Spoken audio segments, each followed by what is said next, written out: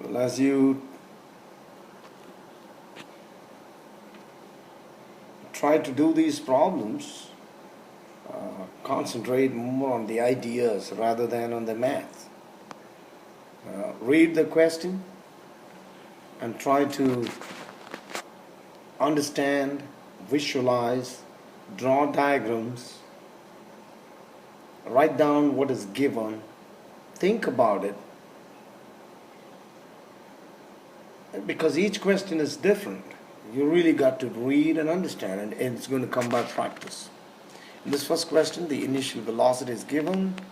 The final velocity is negative because it rebounds. Velocity is a vector, so when it comes back, it's negative.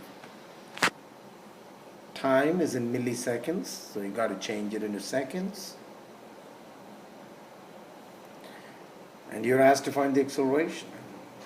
Acceleration is the change in velocity divided by the time.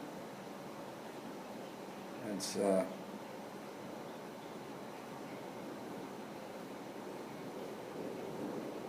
13,400 meters per second squared. In case you had taken it the other way around, you would have got negative 13,400 meters per second squared, which is also correct. It just shows the direction. Question 2. When it's going upstream, the velocity of the boat with respect to the shore is the difference. Because it's going against the water, it's going to slow down. And so you find the time using displacement over velocity.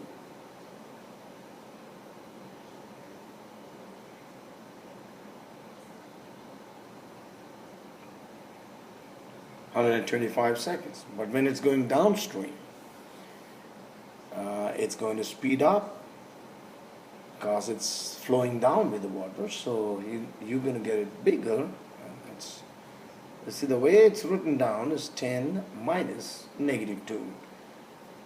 Because relative velocity, the formula is always one take away the other. So in this case,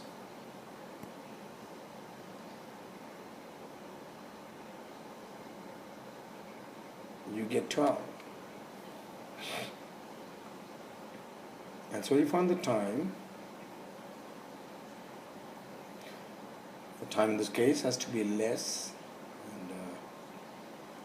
and 83 seconds, so find the total time.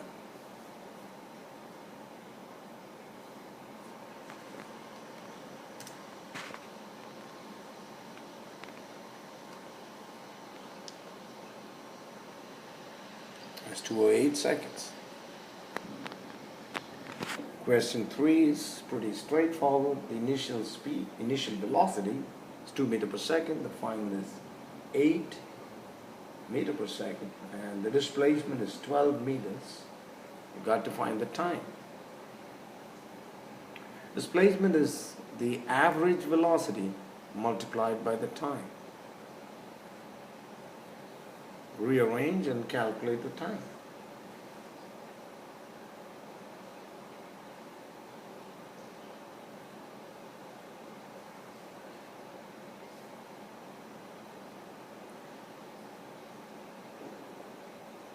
.4 seconds.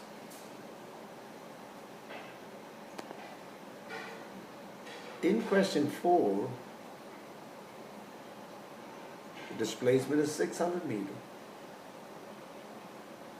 It's slowing down, and its final velocity is 0. The time is 300 seconds. You got to find the initial velocity and the acceleration.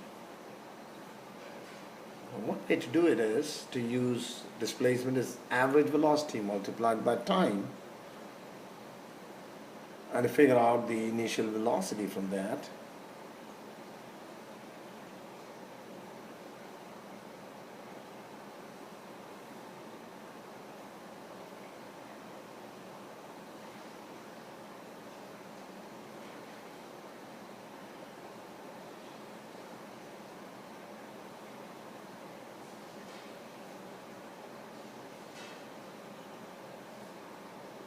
Get 4 meters per second, and you can find the acceleration using change in velocity divided by time.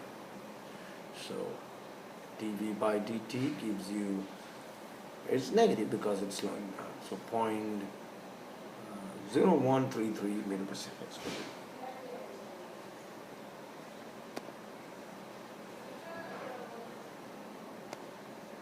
In number 5,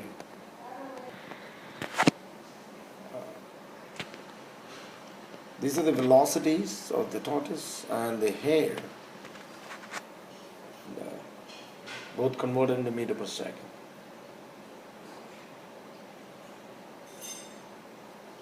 The tortoise is moving with the same velocity, so the displacement during the time that it took is its velocity multiplied by the time.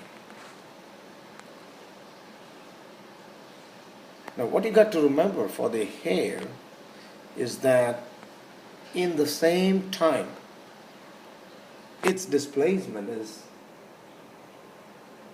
20 centimeters less.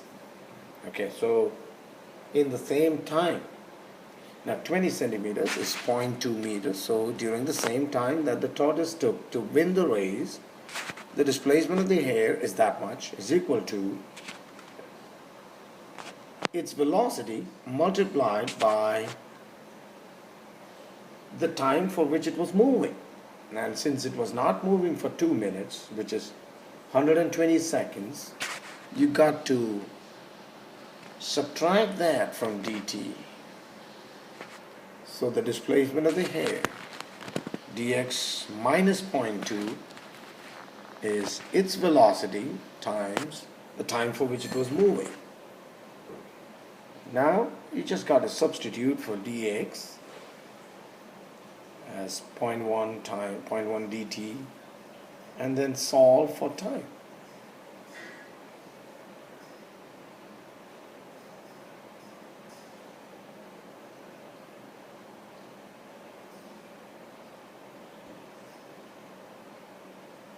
And then substitute the time into the first equation to get the displacement.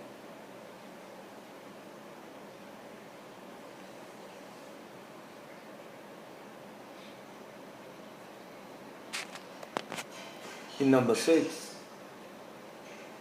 it's a simple question where the falcon starts with initial velocity 0. It's falling at a is 9.8. and its displacement is 76 meters. Got to find the time. Straightforward question.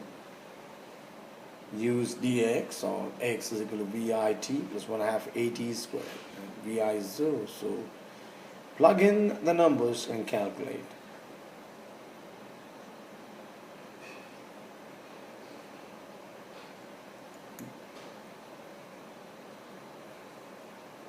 You get the time. It's 15.51 seconds. Square root of 15.51, which is 3.94 seconds. In the 7th one, you really need to be careful because the car travels 1350 meters in 1 minute. It doesn't say how long it accelerated. Therefore, we consider that it accelerated for t seconds, and that's the t that you have there. And then it continued with that cruising speed for up to 1 minute. So the velocity time diagram can be used here, and it's important to note that the area of the velocity time graph always gives you displacement. Again, the area of the velocity time graph gives you displacement. So you find the area. You have a triangle here, and the area of the triangle is half base times height. The base is t, height is vn, which is the maximum velocity. And area of a rectangle is length times width, and so you have one equation. And the second equation is the final velocity is initial velocity plus a times t. Gives you 1t. Now substitute for Vm, and you get a quadratic equation.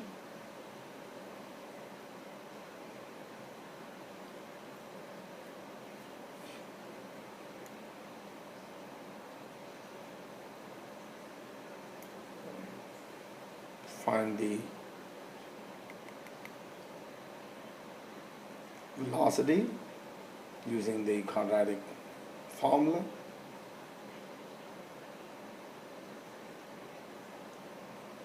You get two answers.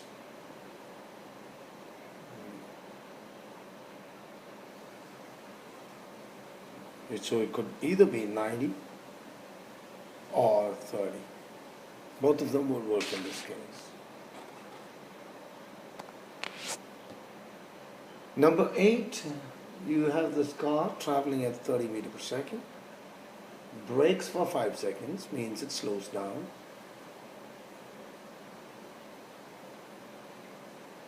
And during that process, it travels 125 meters. You find the final velocity in that case using average velocity multiplied by time, gives you displacement. So the 125 is 30 plus, we do not know the final velocity, multiplied by time. Solve for Vf.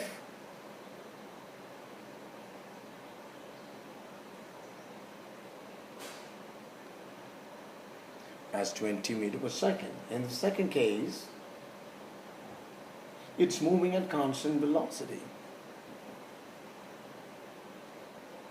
So we know it's moving at 20 meters per second for 5 seconds, and it's doing 150 meters.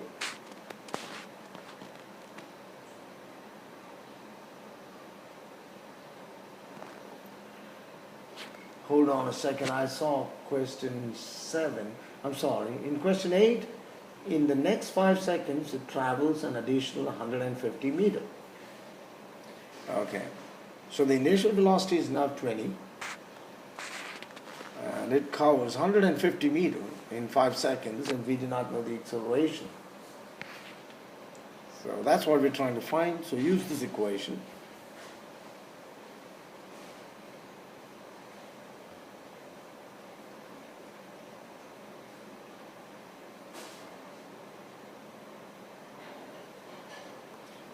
Solve for the acceleration.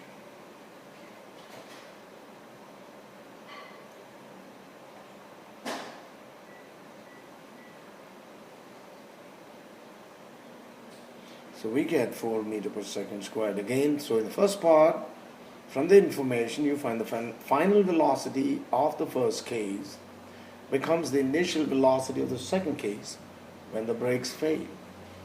And so you can use that information to find the acceleration. In the 9th question, driving at 95 kilometers per hour for 130, it begins to rain and then slows down to 65. Total time taken 3 hours and 20 minutes. Okay, so you convert the minutes into seconds, into hours rather. 20 divided by 60, that is what is given you 0.33, so it's 3.33, and the time for AB is definitely 1.37 hours, because time is displacement over velocity. And therefore the time for BC must be the total, take away 1.37, so it gives 1.96 hours. So now the distance, the displacement BC is velocity multiplied by the time, 127.4 kilometers. So now find the total distance, just add them up, and find the average speed, take the total distance and divide it by the total time.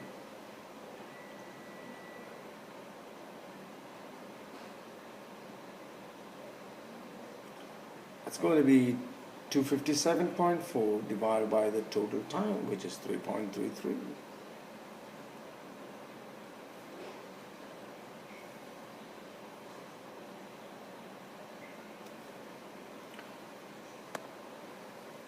In question 10, the horse moves 116 meters away in 14 seconds and then it turns and gallops halfway back in 4.8. So when you take the total distance, you're going to take 116 plus half of 116, which is 58. Divide by the total time, you're going to add up 14 plus 4.8. So you get the average speed is 99.25.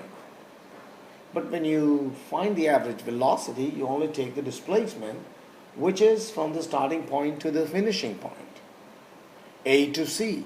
And that's only going to be 58 meters. Therefore, that's AC by T. It's 58 divided by the total time again, 18.8. So you get a smaller number, 3.09 meters per second. In question 11, it can be made easy by just converting 110 meter into kilometer rather than changing both the kilometer per hour into meter per second. So once you do that, you know that the relative velocity of the car with respect to the truck is the difference. 88 take away 75.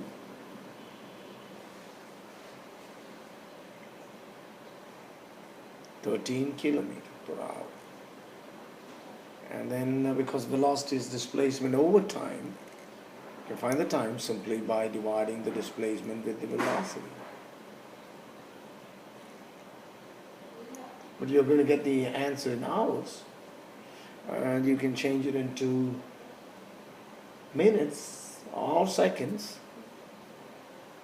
to really understand how much that time is. So in this case, I've multiplied by 3600 to change hour into seconds. Question 12, this automobile is capable of acceleration of 1.6 meters per second squared. Its initial velocity and final given. So you change both into meter per second. You change multiplying by 5, divide by 18. That's how you change and get both the initial and the final velocities. And then use the formula for acceleration, from which you can find time.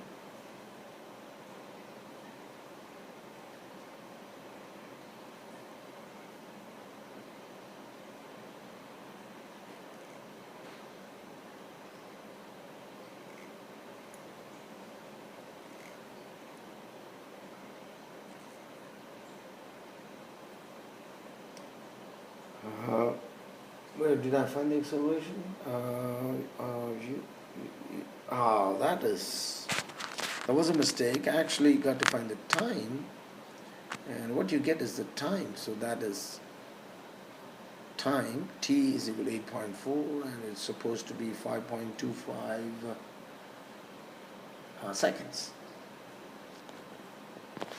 5.25 seconds. That's the time. And in 13, straightforward question, initial velocity given, final velocity is 0, time is 6 seconds, and you got to find the displacement. Use the king, which is dx is vi, or you can use dx is vi plus vf by 2 times multiplied by time. In fact, that's the easy way. You can do it in one step, and you get 63 meters.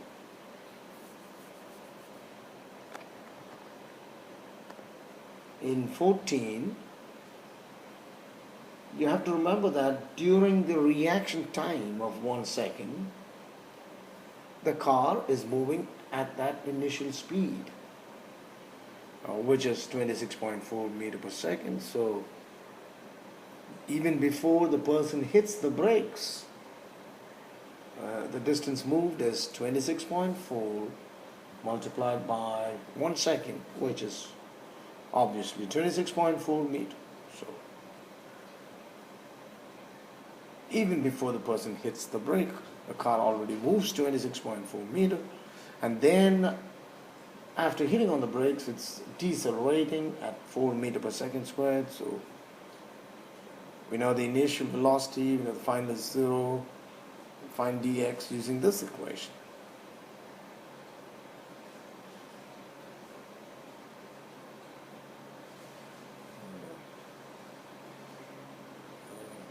Once it's decelerating, you get the displacement and add the two to get the total displacement. So the real danger of driving fast is that even if your brakes are good, you take a certain amount of time called the reaction time to hit those brakes. And in that time, the car is moving at that great speed. So the total distance before it stops is much bigger than you think it is. Now the second part, the B part of this question, can be done in the same way, and I've not done it. Moving on to 15. You do not know the initial velocity, that's what you got to find. It takes 3 seconds to go up and come back down. And you just take the first case.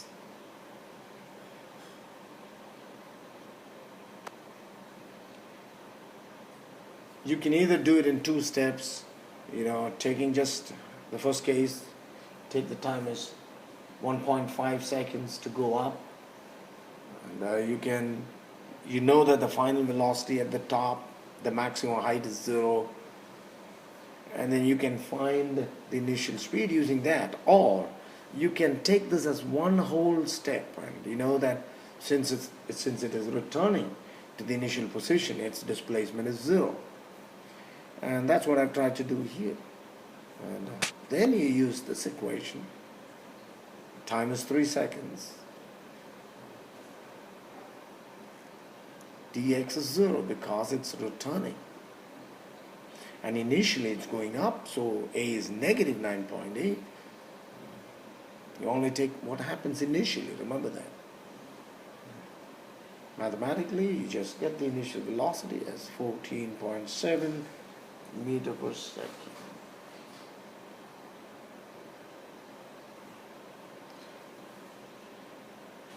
Now you also got to find the height, which you can again plug back into this, but this time take only half the time because you're trying to find displacement from up to the maximum height. So time is 1.5 seconds.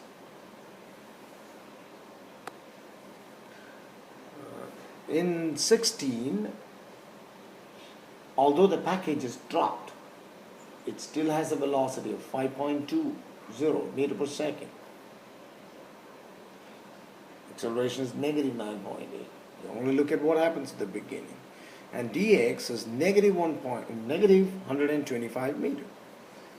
Because if it goes up, that's taken as positive. All the way down is negative.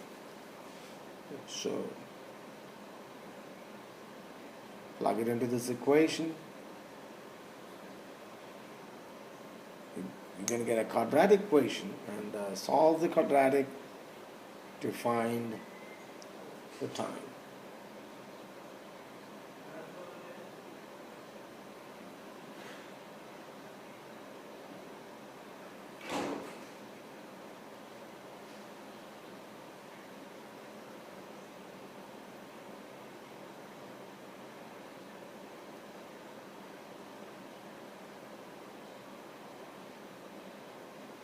That's 5.6 seconds. Because time cannot be negative.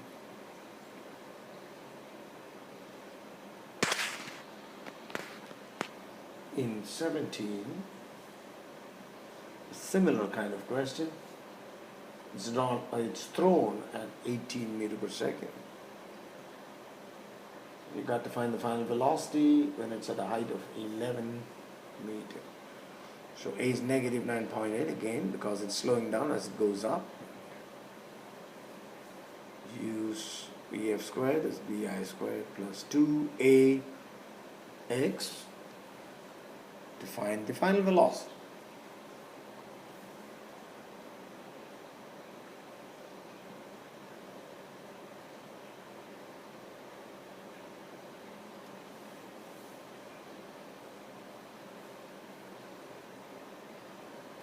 That's 10.4 meters per second. In the B part, you have to find the time taken. You can do it in one step.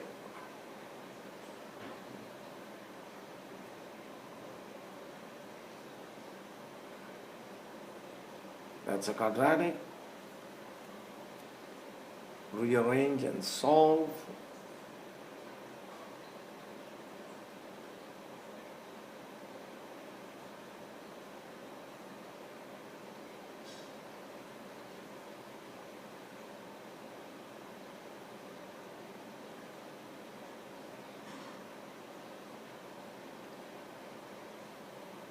So you get 2.9 seconds or 0.78 seconds. And why do you have 2 times? It's because it takes 0.78 seconds to reach B on the way up, and it takes 2.9 seconds to pass B again on the way down. 18, this rock is dropped from a cliff, and the sound is heard 3.2 seconds later. Try to find the height of the cliff.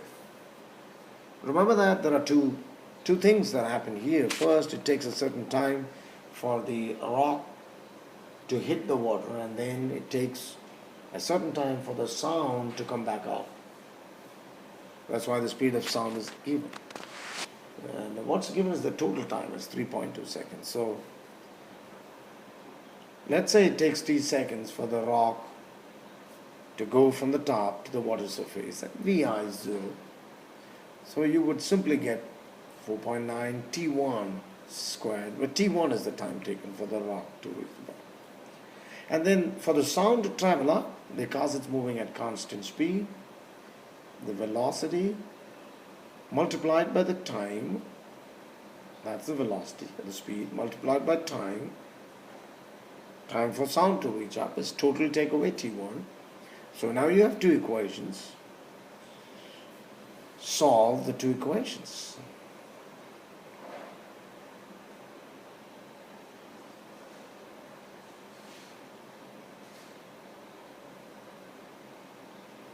You get a quadratic equation again.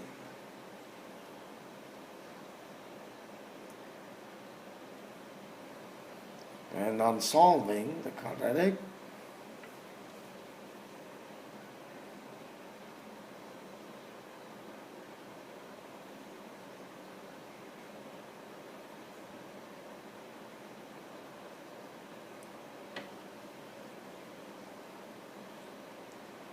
you get 3.06 seconds, put it back into that, and you get the height of the cliff as 45.89 meters. Now, those are the questions that you had. And, make sure you understand all these questions. Good luck and thank you.